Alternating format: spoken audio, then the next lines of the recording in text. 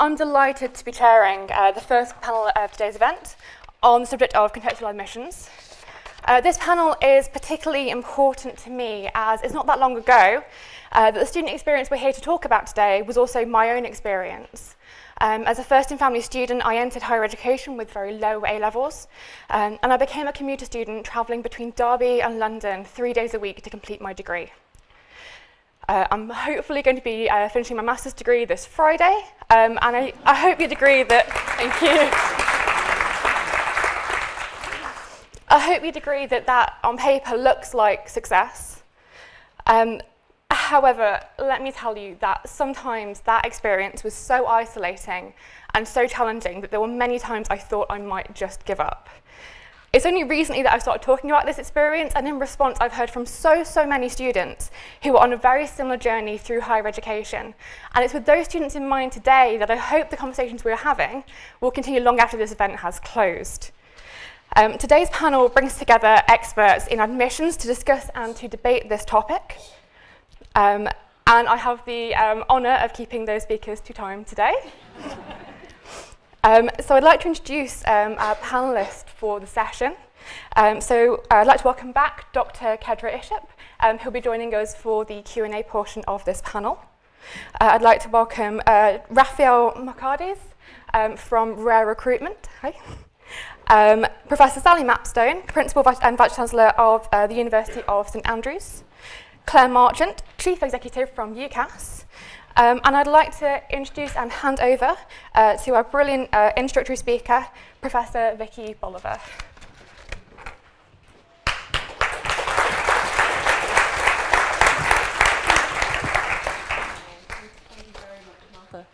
I'm going to talk about our current approaches to contextualised admissions enough. I think you can probably guess what the answer to that question is going to be. Many English universities are already doing contextualised admissions, admittedly in a bit of a patchy way and often in a very conservative way, maybe just giving extra consideration to applications from disadvantaged young people, perhaps reducing the entry requirements by just 1 or 2 grades. And I think it's become very clear that we need to be much bolder with contextualised admissions if we're to make a real dent on widening access. We've had a couple of decades of very slow progress indeed on closing the gap, especially in access to high tariff universities. Contextualised admissions, bold contextualised admissions policies are absolutely needed if we're going to have any chance, I think, of meeting the quite ambitious targets that the Office for Students has set for high tariff universities. So currently, if you're a young person from a high participation neighbourhood, you're 5 times more likely to enter a high tariff university than somebody from a low participation neighbourhood. This 5-to-1 ratio, the Office for Students would like to see that reduced to 3-to-1 by 2024 and by 1-to-1 equity by 2038. 20 years, that's quite a long time in some respects, but this is nonetheless a very ambitious goal, very ambitious indeed. And it's really going to take a very concerted effort involving very bold contextualised admissions strategies in order to achieve this. The reason being that we know that young people from disadvantaged backgrounds are very unlikely, really, statistically speaking, to get the very high grades that are typically required for admission to highly selective universities. I'm showing you here the achievement at Key Stage 5 or A-level equivalent qualifications of young people by age 19, depending on whether they're from the advantaged private school educated group versus at the very bottom there, young people on free school meals from state schools. And what's really striking is that most free school meals young people actually don't have any A-level or equivalent qualifications by the age of 19. And actually only 2% are at the very top end of the A-level attainment distribution with AAB or better. Just 2% of free school meal pupils have AAB or better, compared to 13% of privately educated young people. And if we wanted to admit 10% of all young people to high tariff universities from all walks of life, then we could set the bar at AAB for privately educated individuals. But as this red line on the right-hand side shows, we'd actually have to go quite far down the grade distribution to admit 10% of the highest 10% performing free school meal young people. We'd be talking something more like BCC at A level as the entry bar, BCC and above. So we absolutely need quite substantial reductions in entry requirements for disadvantaged learners if we're going to make a dent on access to higher tariff universities. It's arithmetically necessary, but it's also necessary for fairer, genuinely fairer access that recognises that BCC from disadvantaged circumstances is an excellent performance, shows great potential to succeed in higher education. Now, people often get concerned about setting students up to fail. If we admit students with BCC to high tariff universities, are they going to survive? Well, the evidence suggests that yes, they will, that there are very high rates of degree completion. If you come in on BCC, something like 80% will make it all the way through the course and graduate with a degree on BCC compared to 88% on AAB. The relationship between grades on entry and degree success, if we're talking about getting a first or a 2-1, is a steeper relationship than the one I'm showing here, but simply getting a degree, it really isn't very strongly associated with grades on entry at all, so we can have some confidence that we won't be setting students up to fail. I would like to use my remaining 30 seconds, though, to say that we really do need to make sure that we target contextualised admissions strategies properly, because if we use measures that are not verified and are not about individuals, we risk missing the intended beneficiaries altogether. So, for example, of those who entered higher education who were from free school meals backgrounds, only about 10% of those people lived in low participation neighbourhoods. So if we use POLA to identify the beneficiaries of contextual admissions policies, we're going to miss a large proportion of the people that we're aiming to target. And likewise, people who live in POLA 1 neighbourhoods, many of them will not be disadvantaged individuals.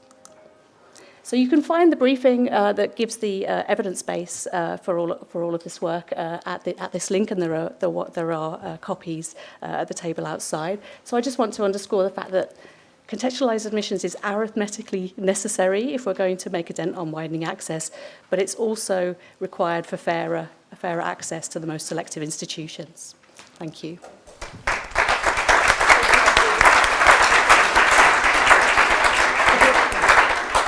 Please join me in welcoming Clare Marchant to give her opening address. Morning, everybody. I'll just cover a few slides, both in terms of context, but also measurement and progress. And Vikki touched on some of that, as well as UCAS's support for contextualised admissions and widening access and participation, some of the ambition that was outlined earlier.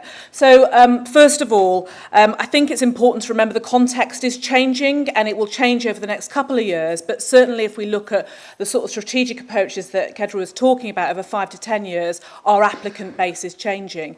And it's changing in terms of the numbers. So if you think about the number of 11-year-olds today, the number of 18-year-olds by the time we get to 2026 will go up by 14%. So the volume of applicants is changing. But what that slide doesn't say is their expectations are changing. So I will talk a little bit about how we can support universities and colleges. But if we think about setting aspiration, then actually we need to think how we communicate with those young people, with mature students as well. And very often we are not doing that effectively as a sector because it's not the means, the channels with which they are used to engaging with.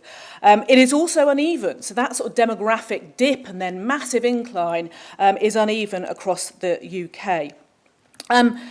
Some things are not changing, and that ratio, and we talked about different ratios, but certainly in terms of the entry rate based on POLA, the current metric, that 2.36 to 1 in terms of those most advantaged to disadvantage has not changed over the last 4 or 5 years, and I'll provide a little bit of data on that.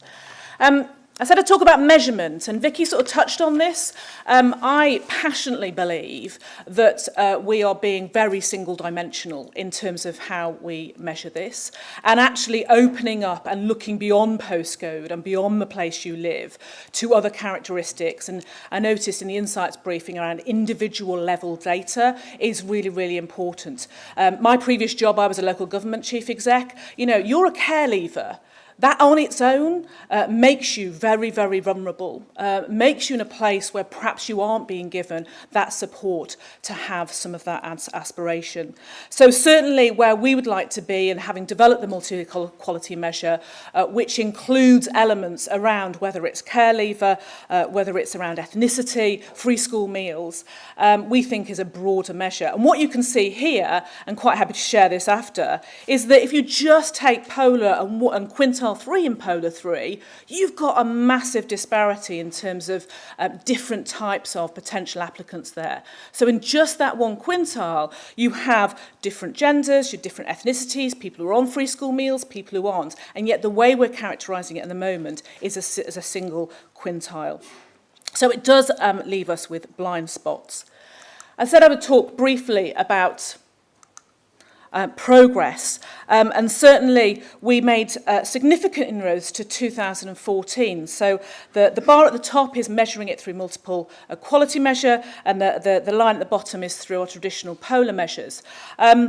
But what you can see there is that in high tariff institutions, we definitely are stalling in terms of 2014 and the 4 or 5 years since then.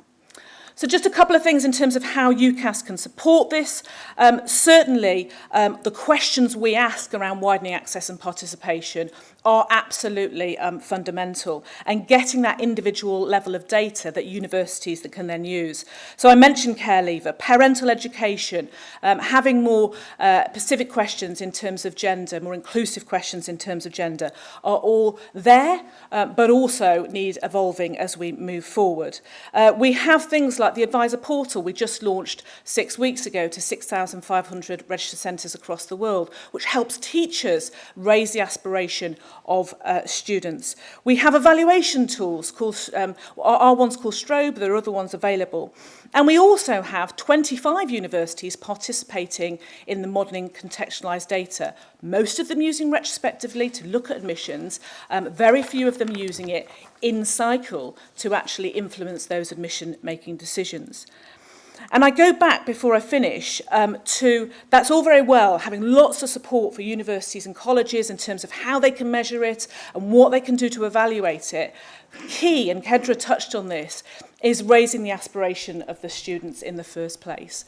And so when they come to make their 5 choices, their 1 choice or whatever, understanding, making the information advice that they use to inform that decision accessible, creative, exploring out their choices is absolutely fundamental. And part of what we launch in June is the UCAS Hub, which will start to enable this in a much more creative, less text-based way than we currently do. So finally, I go back to what I would like to see, which is even in a very competitive environment, and universities and colleges are in that at the moment, I think we can rally round providing clarity, creativity and consistency to meet the ambition that the Office for Students has set down. Thank you.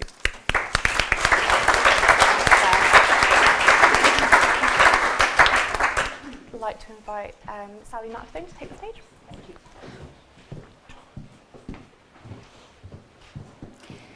Good morning. I lead on admissions for Universities Scotland. That's the collective body that represents Scotland's 19 universities, and I believe strongly that excellence and equality go together. Scottish universities operate within a framework where the Scottish Government has set a target that by 2030, 20% of Scottish students will be from SIMD 20 backgrounds, that is, from the most disadvantaged backgrounds, as calculated by the Scottish Index of Multiple Deprivation. This incentivisation builds on work already long taking place in Scottish universities, but it's given it focus. And success is now marked. For 2017 to 18, the percentage of SIMD 20 students entrance at Scottish universities was 16%, which is ahead of the interim target we're due to meet in a couple of years' time. But we are doing still more. This year, for 2020 entry, all 18 of Scotland's universities that use grades for offers, the Open University doesn't, have brought in minimum entry requirements for contextually flagged candidates for every one of our courses. Offers made by universities will differ depending on their courses and tariffs, But candidates who are contextually flagged by universities may receive an offer in relation to Scottish hires that can be as much as 4 grades lower than the standard offer. A-level candidates would also see minimum entry requirements, as may IB candidates. In addition to this, universities have made a commitment that from 2020 entry, care experience candidates who meet minimum entry requirements will be guaranteed an offer of a place at university. The slide you can see gives you an indication of how this works at St Andrews for 2 of our courses, physics and philosophy. It also shows you that we have a variation on the standard and minimum entry scheme. In a number of our subjects, we run gateway courses for students from disadvantaged backgrounds and low-achieving schools who have the potential to succeed, but who need a different type of first year, in which they can acquire certain learning points on which they've missed out. If they pass their first year exams, they go into the main sub-honours second year with everyone else. A crucial factor to take on board in this context, however, because it distinguishes the Scottish from the English system, is that numbers of Scottish students at Scottish universities are strictly capped because the Scottish Government contributes to the cost of their tuition. This year, for example, St Andrews had 1,500 applicants for computer science and 25 places for home students. I believe strongly that contextual admissions is equitable. I do think that the combining of it with a capped number system has the potential to produce inequities. And lastly, what this slide also illustrates is something on which I slightly part company with Vikki. Vikki's formula for how to increase access through contextual admissions is that it is formulaic. It's not close to the lived experience of doing admissions. It makes little allowance for subject variation and the requirement of different subject areas. Our physics tutors at St Andrews will lower minimum entry requirements only to the extent that they judge a candidate will get through the course as successfully as most other students. They will adjust the offer further for those candidates that they can take on to the gateway courses who will get a differently supported first year. So I'm very supportive indeed of contextual admissions, but to be thoroughly understood and rolled out successfully, their own context needs to be evaluated. Thank you.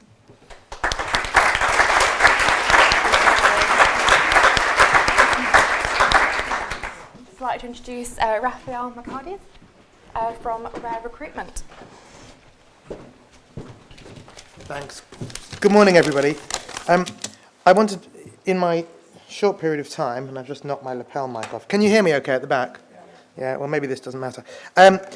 Okay, 4 things about our system: impact, value, limits, stroke opportunities, and conclusions. Impact.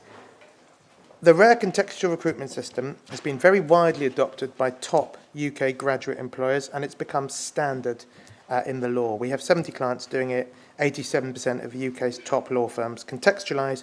Over the last 3 years, we've contextualised more than 500,000 graduate applications, and we are seeing a real change. Across 20 city law firms, 27% of trainees now have a flag. I'll tell you about the flags in a minute, but that is substantially disadvantaged.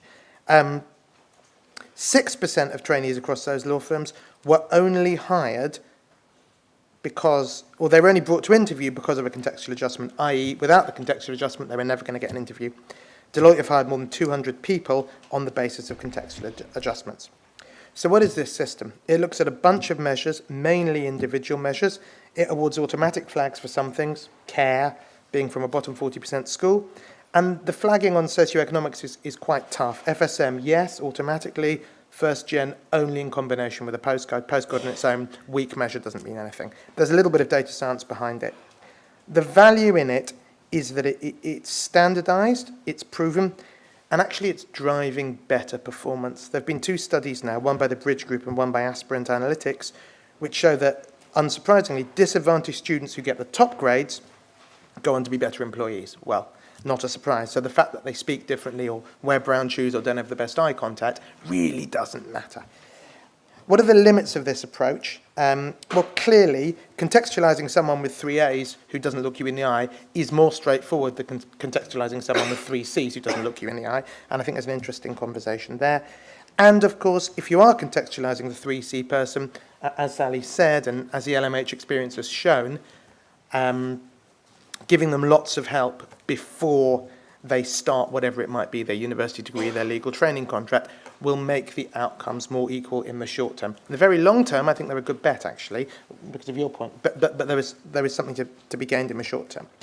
The final point I'd make is I've built a career on proving that diversity and quality can come together.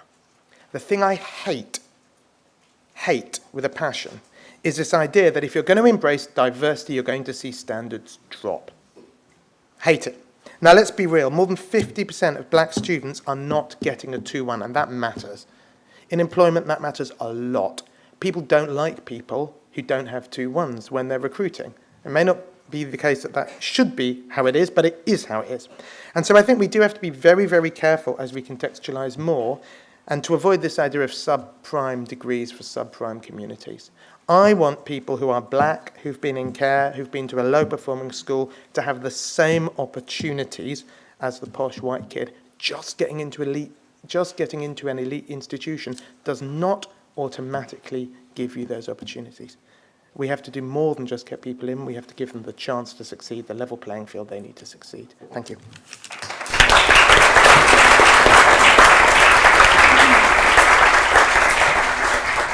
Thank you very much to each of our wonderful speakers.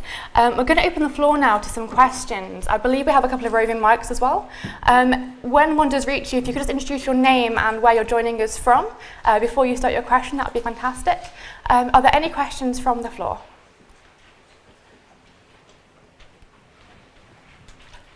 Okay, over here. I'll kick us off, why not?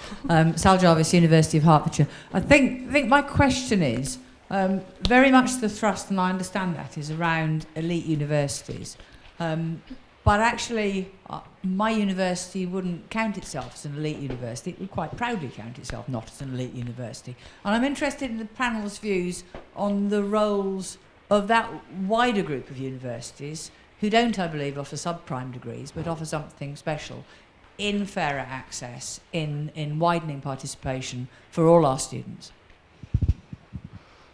Okay, any takers? I mean, I don't mind kicking off in terms of that, and having been to Hertfordshire, a really great university, and saw some great experiences there. One of the things that I didn't touch on, and I think has worked really well with universities like your own, is place-based approaches. And so what works there will not work, in Worcestershire, where I come from. It won't work in the centre of Newcastle. And so some of the things that I think we can learn from universities that I've been to, like yourselves, is where you have the university working with the local authority, working with secondary schools, working with early years even, right back into that space. The police and the fire, who often have community connections that go beyond where local government and universities could get into. So I think there's a lot to learn from elite universities, to the sorts of universities that you're representing and talking about in terms of place-based approaches. Can I just add to that? I think we're all in it together, actually, is for me the really key point. And one of the things we've done in Scotland, where we have 19 very, very different universities, is another intervention we've made this year, is that we have regularised as far as possible how we present information to potential candidates and their parents and advisors, so that a student looking across a range of universities will broadly see presentationally that they're using the same diction and parlance, and the message across the piece is the same. This is about raising aspiration and widening participation broadly. So in that sense, I appreciate there are significant differences, but we're all trying to encourage more people with terrific potential to get in. And if we can make it clear that the message that we've got broadly across the piece is the same, I think that benefits everybody. Raphael? So one of the things my clients tell me all the time is we want to broaden the range of universities from which we recruit. We want more people from outside the Russell Group. They also quite like 3As. Right, and there's a little bit of a tension there. We've built this tool called Vantage. We haven't launched it yet, but I'll tell you about it because it's directly relevant. It's a tool for law students And they go on, they fill out an application form, takes them about 5 or 10 minutes. They fill in their school grades, by which I mean secondary school, their contextual data, and they fill in their university grades, and that's it. No work experience, no extracurriculars, no opportunity to look shiny because your dad got you a week in a hedge fund, none of that, just purely biographical information. And recruiters can then search. And one of the searches recruiters could do, for example, is they could search non-Russell Group universities at least a 65 in contract law. Because there are certain data points which in isolation, if you're a law firm, if someone's outperforming massively in contract law, it doesn't matter if they've got B's and C's at A level. If they've got flags, they're probably worth a look. And so from my point of view, it's not about elite versus non-elite, it's about helping my clients get the best people and giving them meaningful data points, not who do they know, or how do they dress, how do they talk, how clever are they, how resilient are they, and we're developing data points to help clients do that.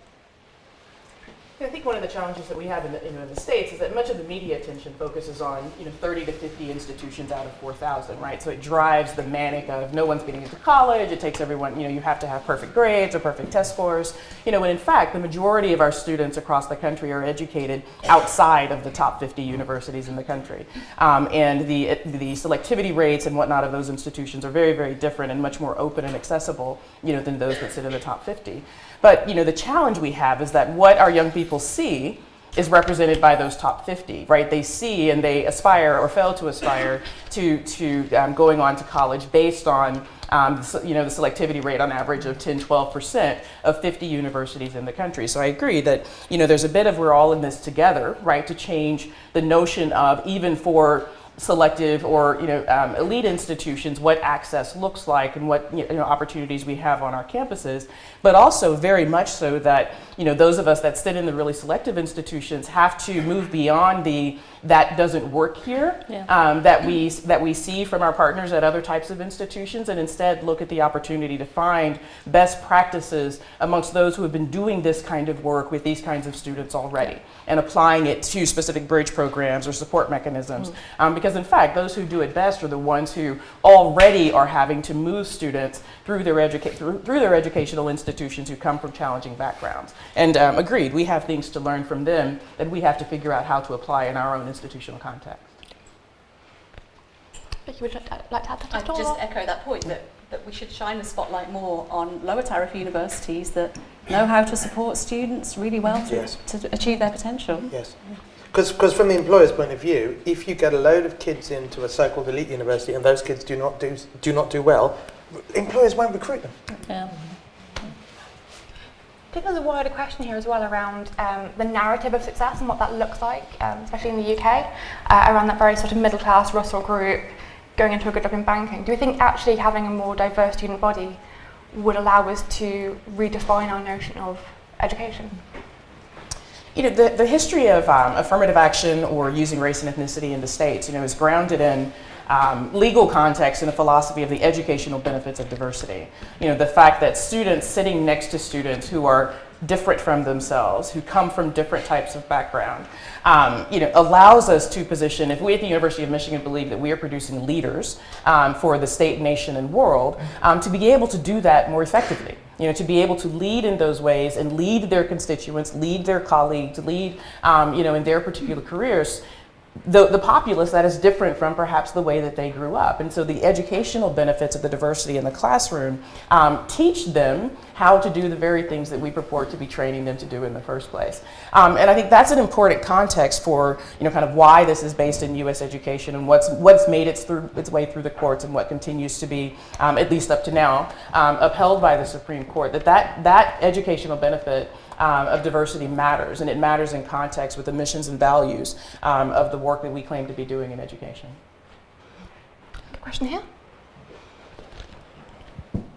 Thank you. Jackie Lobby from De Montfort University. So what's really interesting in this kind of conversation is what we mean by contextual admissions, because what I'm wondering about is, in our context, in the UK context, are we talking about context as a way to make up for tariff? So we say that we would normally take whatever, we're high tariff, low tariff. Context then allows us to massage our intake, our expectations around tariff. But from what I was understanding from the US context, and I mean that's where I grew up and that's where I was educated as well, context is actually broader than that. It's not about a way to explain away a tariff outcome, but it's a way to look at the whole student and what they bring to university beyond a simple metric. And I wondered if the panel might want to reflect a little bit on that in our UK context, we're actually so obsessed with tariff that I wonder if that actually blinds us to being able to do true contextual admissions. Go to Raphael and Sally. Well, it's interesting. So in the recruitment context, particularly at some of the most elite institutions, that is exactly what they're doing. Not because they're blind to tariff, but because everyone applying has got A's, right? You know, if you're talking about BCG or McKinsey, they've all got A's, all of them. So you're not going to contextualize 1 grade up or 4 grades up, because, you know. But upbringing affects the way you project. It affects the way you talk. It literally affects the way you speak. So people from working class backgrounds are much more likely to talk from the back of the mouth like this rather than the front of the mouth like that. And that will convey often, you know, a sense of lacking motivation or lacking enthusiasm. The examples they choose when they're asked for an example of leadership are likely to be different. So even if you go CV blind and grade blind, this stuff really matters. And the hardest thing is this. The hardest thing is if you lack confidence, I mean, that sounds trite. Not like, oh, I'm not sure my suit looks okay. But I mean, if you deeply lack confidence, you will, however clever you are, you will express yourself more haltingly. It's not about being commercially aware. It's about being commercially fluent. And so the conversation that's being had is twofold. One is, bearing in mind all this biographical, contextual data that I now have, having interviewed this person, can I make a different decision than I would make without that? And two is, to your point, I'm trying to create a team here. And you know, just as the best set of financial assets, according to modern portfolio theory, is not 5 mining stocks, but it's a combination of stocks and bonds and alternative investments from different sectors, it's the same with a team. It might be easier to manage 5 mining stocks, it might be easier to manage 5 posh white guys, but if you want to optimize for performance, you need to change your management and get a wider group of people. So funnily enough, in elite graduate recruitment, that is exactly what is happening. And you know, there's a contrast between my clients. So the very top consultancies, law firms are doing that. Some of the others are like, oh, we like ABB, but we'll take BBC if they're this or that. And I'm like, you know, have you really got the data science to prove that ABB, which is kind of sounds a bit arbitrary to me, really. ABB means you can be an accountant, but BBB means you can't? Really? So I'm with you. I think you're right. So I take your point, and I think it's well made. I also think that contextual admissions is very much about people, and it's about potential. I agree with your points too. Before I went to my post at St Andrews from 1984 to 2008, I did admissions every year at Oxford, where students are interviewed. And it's entirely true that people do present very differently at interview, and that's one of the things one really, as an interviewer, has to understand. Sometimes you could be interviewing somebody who'd never had an interview before. They didn't actually know what you were supposed to do in an interview, insofar as you are supposed to do anything. So the importance for those who were interviewing was actually to understand the context in which they were operating and understand that these are questions to do with background. They're also very much questions to do with ethnicity and gender. People present very differently in different environments. I think you can extend that across the university system to how one approaches admissions generally. We are looking at a kind of a basket of evidence.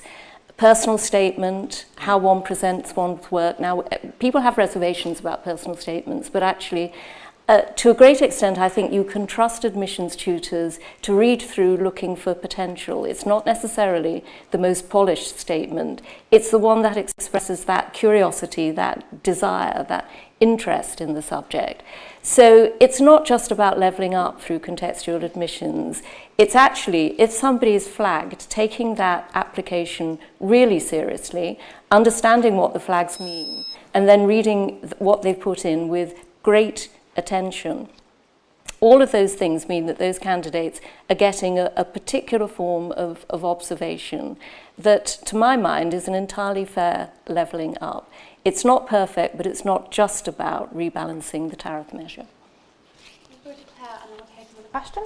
So I think I'm sort of agreeing with Sally. I'm a pragmatist. So for me, it's it's all very well us being here and talking about today, but there's heads of admissions around the country, the 4 countries that have to make decisions on a day in, day out basis. And what tools do we give those heads of admissions and their teams from tomorrow? And there are tools available. So talking about individual level data, you know, that they can see some of those metrics which give them a fuller sense of who that person is and their background. The personal statement is one element of that, but there are other flags and questions, and there will be more as we move forward as well. So things like parental education, you know, things like being care leaver. So I think it's about giving those teams some tools to move towards a more holistic view of the individual. You never get it all if you're not doing an interview or something like that.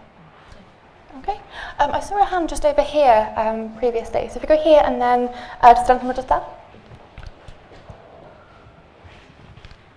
Hello, I'm Maggie Leggett. I'm from Queen Mary University. That's a Russell Group university. It's based in Tower Hamlets, where 39% of kids live in child poverty, and that's either the highest or second highest, depending on what you read, boroughs in the country. However, we have no polar 1 or 2 quintiles in the borough. We recruit really heavily locally, and so it is a problem for us as a university. Vikki, you touched on this, but I would really like to move away from polar, and I wonder if we could start that as in our processes. Vikki would like to start off, and then we'll come to Clare. Oh yeah, well obviously I echo that, and I think it's going to be necessary, isn't it? At least in the interim, if we're continuing to use polar in some way, to also acknowledge widening access on these other metrics like low family income, etc. We absolutely need to build that into the access and participation plans, that those recruiting students from low-income backgrounds, even though they're not Polar 1, is widening participation. So I'd absolutely support that. And I would like long-term to see a move away from metrics that aren't about individuals and their immediate households. Yeah. So echo that. I mean, I'm passionate, and you know, MEM isn't my thing. It was UCAS developed it well before I joined UCAS. So it's not but I think the idea of something multidimensional, and it's not perfect either, you know. So we will need to evolve it as we move forward. But having a multidimensional measure, I think, is really, really important. We may be, and that slide demonstrated it, measuring the wrong thing at the moment. So yeah, the fact that we've only got 25. I mean, I bigged up 25 universities there. But the fact that we've only got 25, even using it retrospectively at the moment, is slightly disappointing in of itself. Raphael? Well, 3 points. One, I think Queen Mary is really, really interesting because it's a Russell Group university. And as a recruiter's experience is, socially and ethnically, it looks more like City University London. Grades-wise, it looks more like UCL. And the outcomes are somewhere in the middle. It draws very, very heavily from the boroughs of Tower Hamlets, Newham and Hackney. Now, just hold on a minute. Those boroughs have got quite good educational attainment, despite having terrible measures of inequality, poverty, poor housing, etc., etc. And there is something interesting there. There are 2 ways statistically to fix this. One is to drop the tariff. 2 is to replicate what's happened in the education system in Tower Hamlets and Hackney. Now, I'm not an educationalist. I know that a huge amount of time and money was poured in under Brighouse, under the Blair government. I also know that they are wildly more ethnically diverse, and there is an argument that it's easier to get African and Bangladeshi and Pakistani, never mind Indian Chinese kids, to get good grades than it is to get white working class kids. And finally, of course, you have the proximity to opportunity, which has to make a huge difference. A huge amount of outreach happens there. But I think it's an interesting case study. On Polar, you are obviously right. You know, MEM barely uses it, doesn't use it. The rare CRS barely uses it. And on your point about the institutions, we've got 50 law firms using this to make decisions. So in that, I mean, we have other companies too, but in that profession, it has become normal to use contextual data in the making of decisions, and it doesn't include Polar. And I think the outcomes are, you know, speak for themselves in that respect. Should we take a question from the floor? There was one just halfway down on the right-hand side. Thank you. Johnny Rich from Push. A key challenge for contextual admissions is the way that the tariff is used in messaging for the student, the prospective student, understanding here's a course that requires 3 A's, therefore it is a good course, versus one that requires lower grades. Also, that messaging is heard by parents, by employers, and by league table compilers. How do we break that? Because in order to get to the 2038 point of equity, we would obviously need contextual admissions that have no standard tariffs. It is 100% contextual. You look at the individual in a holistic way. I think a good starting point, and this is one of the conversations that we've started with our admissions community, so the heads of admissions around the 4 countries, is actually what are actual entry levels, actual entry, and it's very different sometimes what they read when they search up for, University of X, what am I going to be required to study law, actually what's going on underneath that. And I think sometimes it's very off-putting. And you mentioned about parents. I've had conversations with parents. Oh, Johnny would never get into this because of this tariff entry requirement. So I think one of the conversations that we can helpfully lead within the sector is why not publish those actual entry tariffs? I totally agree, and there have been efforts to publish the actual grades, and sometimes successful efforts, but then that might discourage universities from actually taking a contextual approach, because by doing so they reduce their messaging. Which is why it needs some thinking through, and it also needs thinking through in terms of what is a changing market, because with that demographic increase that I just described, the dynamics are going to change 3 years from now. I think in the States we have similar challenges, right? I mean, we walk into certain high schools or certain communities and say, that our average is a 3.9 and a 1420 on the SAT, and there's no one from that school ever, that has achieved, that level of particularly testing achievement. And so some ways that we, combat that, are similar, but it's publishing the middle 50%. In the profile, as an example of showing the range of student, that is gaining admission as opposed to just, just the median or just the average. But as well, the method in which we communicate in certain communities. I mean, we do a lot of local outreach or outreach into high schools, and the messaging and the conversations in those different environments changes as well, because that context becomes very different, for certain communities, and we have to make sure that our recruiters are able to talk within that space. To both encourage and inspire, students to pursue us. But you're absolutely right. We have on one hand, the bid of U.S. institutions, their need to stay highly ranked, and there's certain metrics, that are part of, what's put forward, for ranking purposes and competitive purposes between institutions. And then we also have this reality of the diversity of admission, that happens within our institution, not only for the class at whole, the class writ large, but what is for engineering may be very different for LSA, may be very different for education, may be very different for another space. And so we have to have some transparency into that to I think, affect both sides of the issue, to give students an opportunity to see themselves as the possibility, but also to set, to manage expectations of those that, have high-end credentials who may or may not be, get admitted at the end of the day, because we do believe in this contextualized approach to admissions. And therefore, every perfect test score or perfect GPA is not guaranteed admission, and we want our applicants to understand what our mission is in that process as well, so that both sides have a bit of a reality check.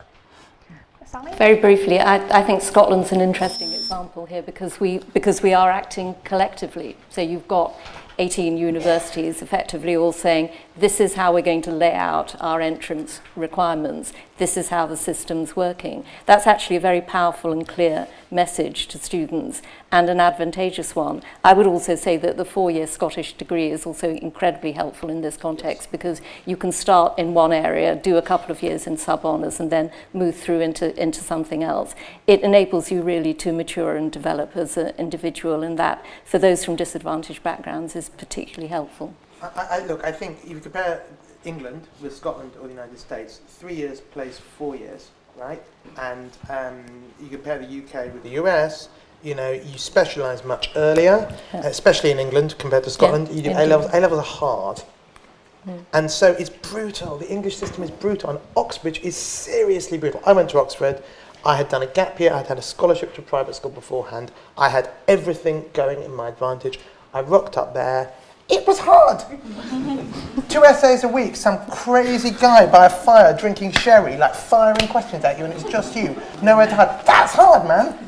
That was hard for me. For some kid, you know, who's never ever had that level of scrutiny. I mean, that's extremely tough. I'm not sure that happens in Scotland or the United States, right? Not quite like that. Not it's sherry. mad. Yeah. It's mental. No, it's madness, right? So we've got to be real, and that's why I think the LMH Foundation year is so interesting, because it has shown that in that context, real might mean a whole year. But then you get someone with BBC at Oxford nailing it. That's pretty impressive and quite inspiring, I think. We've touched on tariff very briefly in applications. I just wanted to touch on, before we move on to the next question, which might be the final question, by the way.